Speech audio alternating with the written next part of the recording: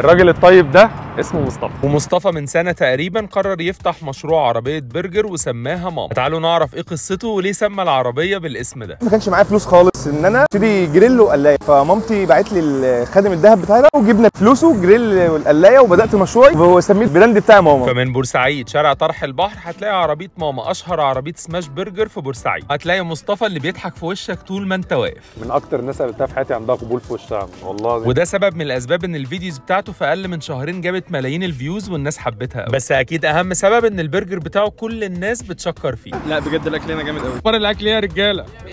الساندوتش اللي انتشر في مصر الفترة الأخيرة وناس كتير حبته من عربيات البرجر بيكون متغرق صوصات ومكونات وكبير وجبنة وشوية بطاطس وسعره كويس. بيني وبينكم يعني مش ده الساندوتش المفضل ليا في البرجرز، بس الساندوتش ده عند مصطفى طعمه حلو ومخدوم. طعمه حلو والله وجوسي مش عشان انا عامل بنقدر على قد ما نقدر نخدمه، يعني ما يكونش ناقصه حاجه. ومصطفى ليه حلم